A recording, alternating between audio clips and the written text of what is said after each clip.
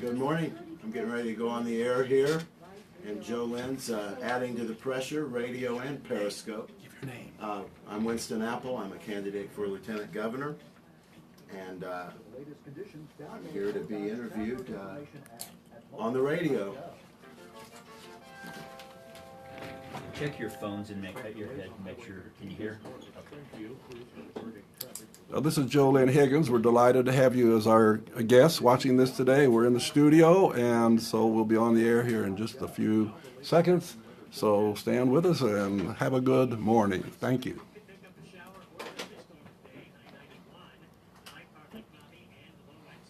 We got about a minute and a half. Okay.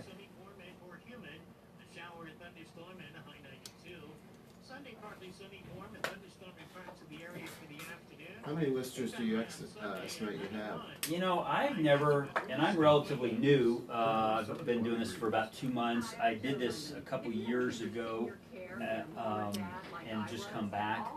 And so I honestly haven't even talked to the station as to but we have a huge footprint. You can look at the map behind you. We are southwest Missouri. You can hear us the south side of Kansas City. You can hear us just outside of Jeff City, Arkansas, and then over into Oklahoma. And I want to say it's either 60 or 90 counties that we cover. It's 96. 96 counties. That's where I got it. A bunch.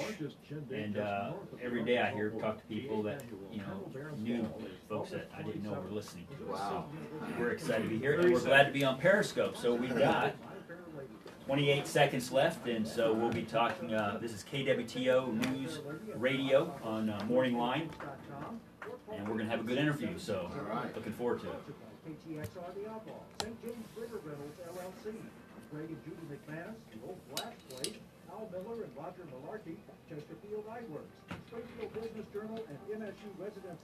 Now the bad thing is, the only thing on Periscope you're not going to get is the call-ins. Okay.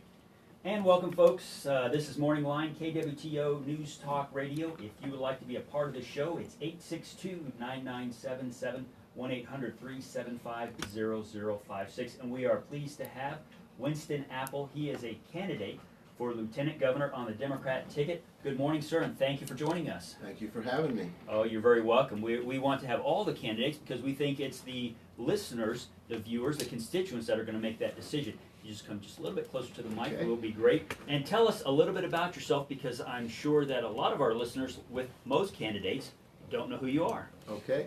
Well, my name is Winston Apple. I'm a retired school teacher. I taught government, economics, and history at my old alma mater, Van Horn High School, for a little over 20 years. Go Van Horn. Yes. I started in the middle of the year and figured out pretty quickly why the gentleman I was replacing had retired in the middle of the year. Was very much like Welcome Back, Cotter, but I hung in there a little bit longer than Cotter did and really enjoyed it. And before and after my teaching career, I've been a singer-songwriter. I was inducted into the Kansas Music Hall of Fame last year, which would be a bigger honor if anyone had heard of the Kansas Music Hall of Fame. Maybe get your show down in Branson. There you go. I was elected to the Democratic National Committee last Saturday at the state convention in Sedalia. So that is a great honor. On a side note, so is Bernie going to ultimately endorse Hillary, you think? Yes, he is. Okay. I think he already has. Oh, he has. When he was on Seth Meyers a few weeks ago, he was asked about the controversy where she wouldn't say he was qualified, so he started saying she wasn't. And Seth Meyers asked him about that, and he said, listen, on her worst day, Hillary Clinton is 100 times better than any Republican running. That's when we still had 3 running. Well, but he hasn't come out and endorsed. But anyway, I don't want to get sidetracked on that, because we got more important things to talk about. Tell us, if you would, why you're running. Well, the climate crisis would be a primary motivator, but I would have to say that it was the fact that Bernie Sanders began running, and I had the feeling that a political revolution that is long overdue, in my opinion, just might happen this year. And I wanted to do anything and everything I could to help. And with the reaction that Donald Trump has gotten, that has only strengthened my belief. These are 2 very different candidates with 2 very different approaches, and some agreement but some disagreement about the issues, but they are both populist and they are rousing the populace to say enough is enough. And we don't want a government that only represents Wall Street, the big banks, and the corporations. We want a government that represents all the people. We want to elect people who will fulfill their constitutional duty from the preamble to promote the general welfare. Or here in Missouri, as we say with our state motto as translated, the welfare of the people shall be the supreme law. And our government's not doing a very good job of that right now. There's a lot of people that need a hand up, and at best we're giving them a hand out. And you bring up some interesting issues.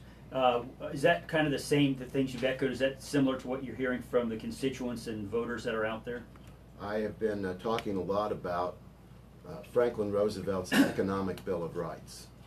1944 State of the Union address, he stated very clearly that his belief that every worker has the right to a job that pays a living wage, that living wage includes not just food and shelter, but health care as a right, educational opportunities as a right, Social Security and recreation. Interestingly, Roosevelt's thoughts are really echoed by Ronald Reagan, who proposed replacing welfare with workfare. And between Roosevelt and Reagan, I think you've got a pretty good idea there, and we ought to give it a try. You again bring up some, I think, very interesting issues, and the first thing I'll agree 100%. I think Hillary and Trump are very different. Well, I'm talking about Bernie and well, Trump, the two populists. Well, he is, but Yes. but it's going to ultimately come down to Hillary and Trump. Yes.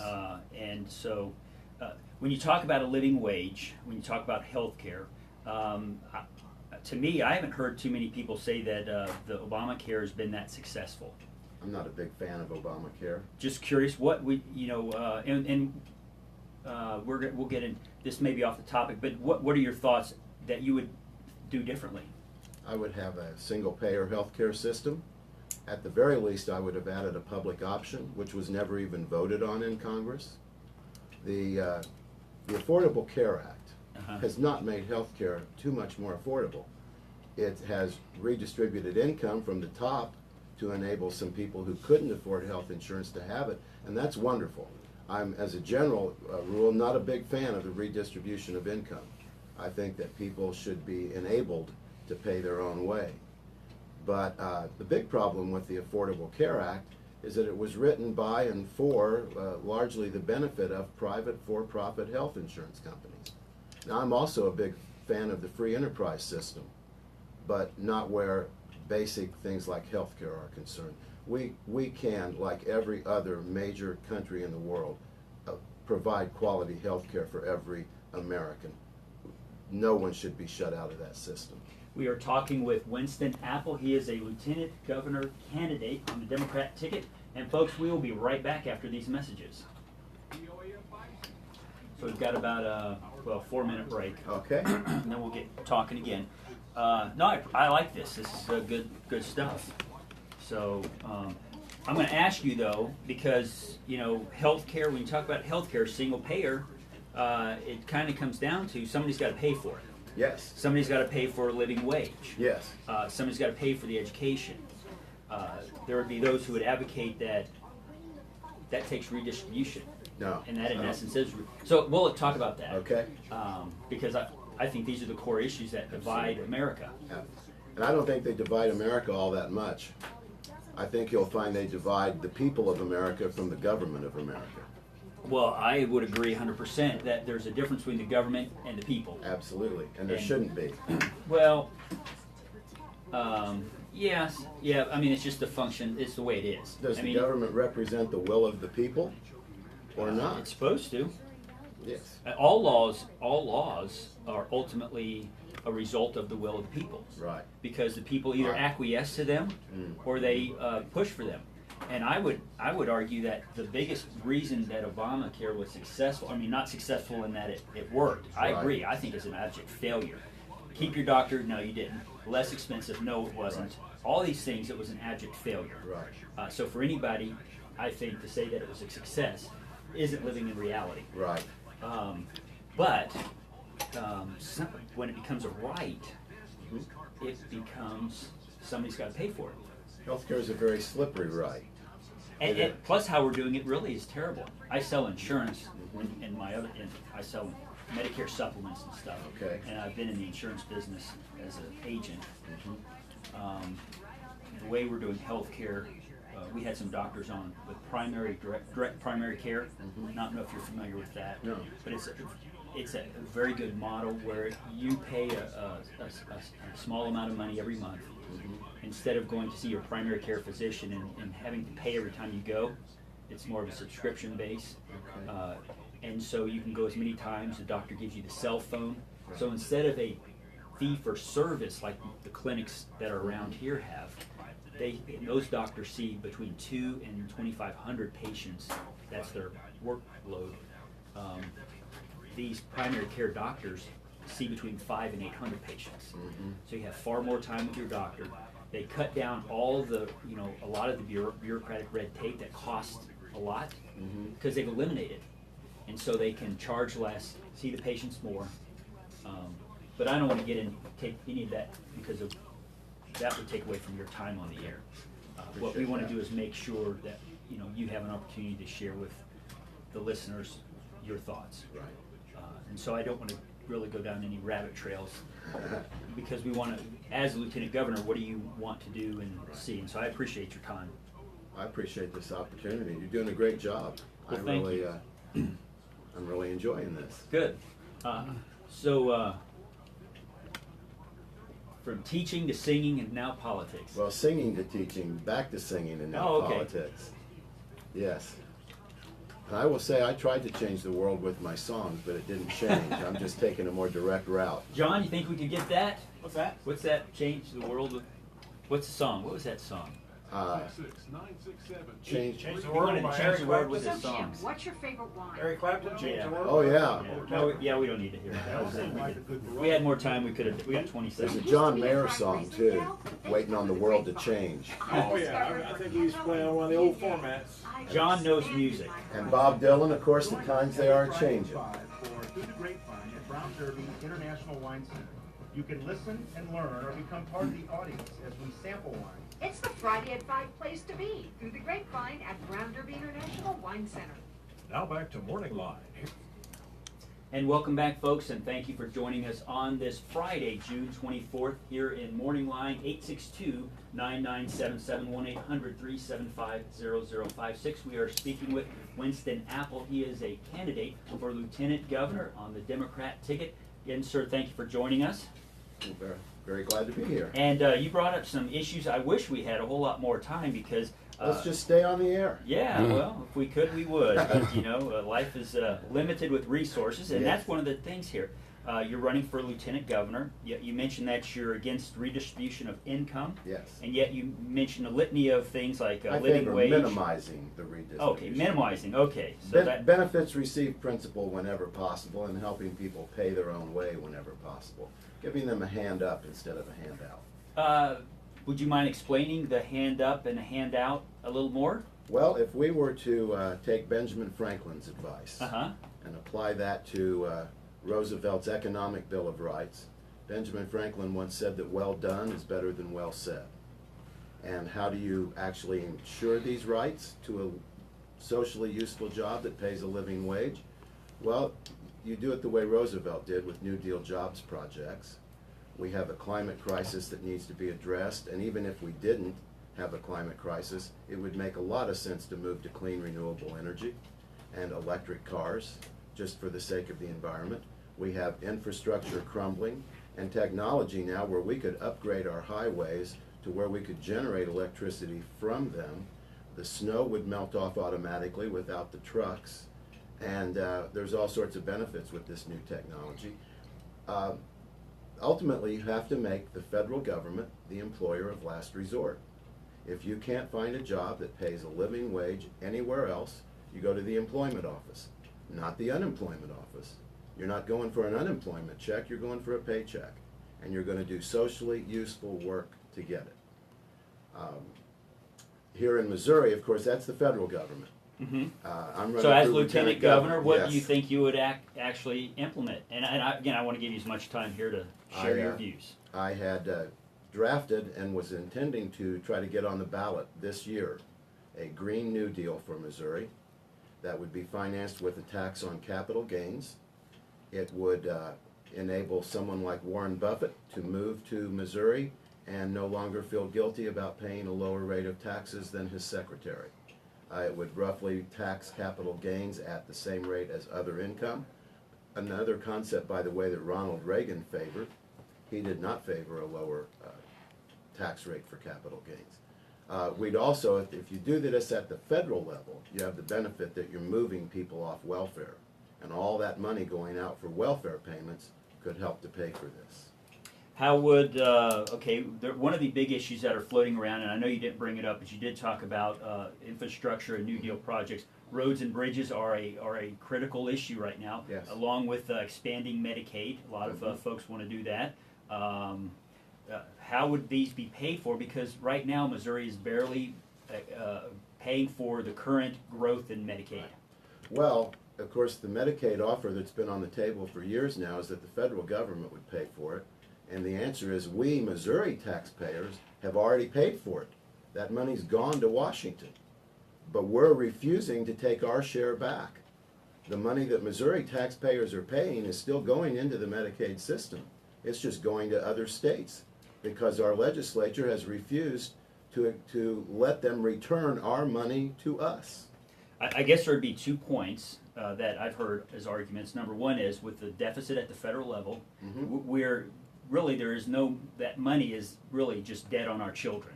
Right. So expanding Medicaid, we've only done it in 31 states. It's outgrown what they projected originally by like 146 billion. There's 4 million people in just the 31 states. So the numbers they said it would initially cost have ballooned like most government, just like Part D and everything else. Right. The government says we're going to do this. Oh, it's only going to cost this much. Then in reality, and then the other key is, what about the idea that, yeah, the federal government says it's going to pay for it now, but a year or 2 or 3 or 5 or 10, Right. it says, no, we're going to pay for only 80%. Well, if you put everyone to work on socially useful jobs that pay a living wage, Mm-hmm. and you help with training and direction and the program's well managed, then you have the opportunity to do away with Medicaid except for truly disabled people. And if we're mentioning truly disabled people, I'd just like to mention our veterans. Right. We have homeless veterans. That should be an oxymoron. There should not be a veteran who is homeless.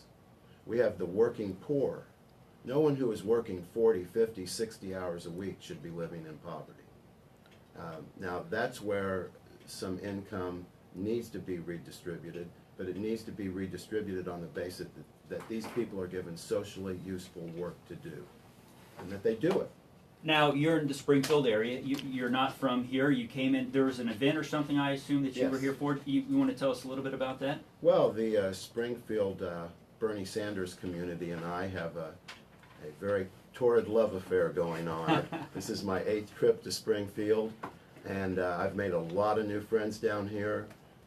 The Bernie Sanders movement in Missouri, and we found this out in the wake of the events at the Missouri Democratic State Convention last Saturday. We got 4 Bernie Sanders supporters, including myself, elected to seats on the Democratic National Committee. We passed 19 resolutions that were written by Bernie Sanders supporters, and we have been the talk of the nation among the Bernie Sanders community for the last few days. Very impressed that we pulled this off in a state that Bernie narrowly lost to Hillary Clinton. And how did we do that? And I can tell you that we did that because, from what I'm hearing from the national campaign, Missouri had arguably the best volunteer effort for Bernie Sanders of any state in the country.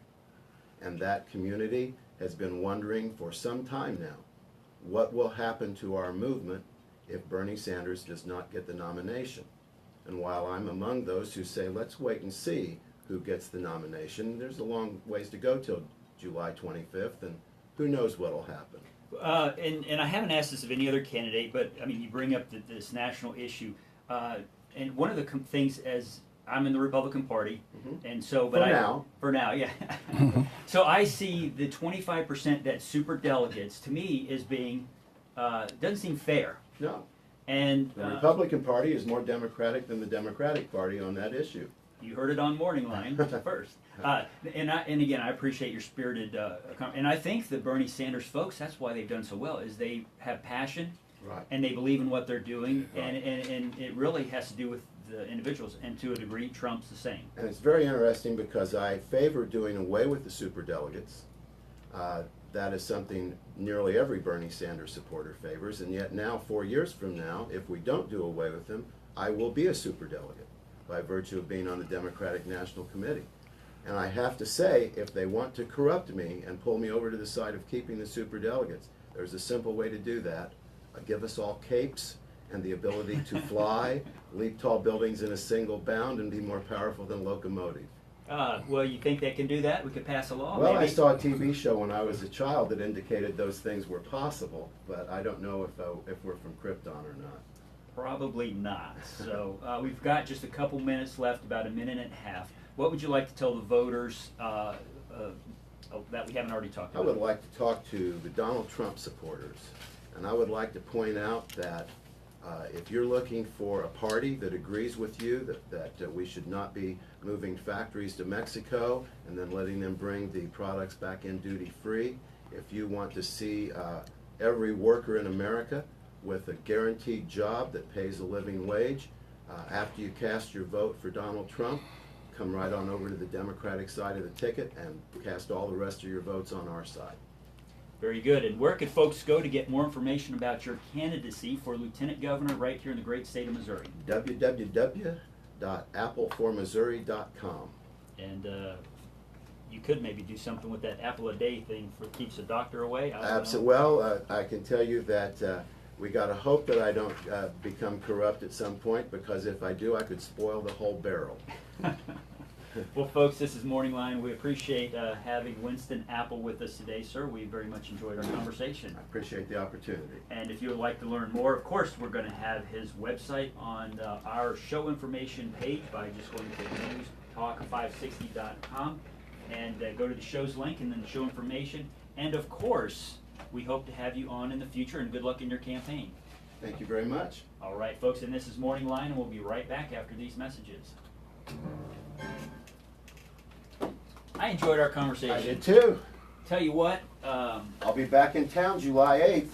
I've been trying to get someone from the Democratic Party to come on and talk about issues and debate these, because I'm not going to lie, I disagree with you on some of these, but I think there's some we can. But I think there's some we can agree on, I because agree. with welfare, I think one of the problems with welfare we've had is it keeps people in poverty, and at the very moment that they might hint to get out of, they strip all their benefits away. And I would rather have a more robust, where you give people the benefits but the obligation to get out, and then, but at some point in time, there's tough love that says, look, you're an able-bodied person, you refuse to do the things that are going to get you out, we're just going to not provide for you anymore. So I favor even a more direct route. Here's the job. If you need on-the-job training, we'll give it to you.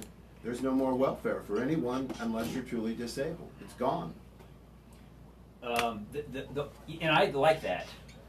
The only thing that there's another idea that I really couldn't stand, but then I heard Milton Friedman talk about it, negative income tax. And it's kind of like the fair tax. My concern is if we were ever to do anything like that, all the other programs that you currently have would never go away. You would just be adding another program. And we have 80-some programs or more, federal and state, which is a monstrosity of bureaucracy, which is why we can't change the system. Right. It needs to be, I think states should be administering welfare in the safety net. Right. And the federal government, if they want to give money, that's fine.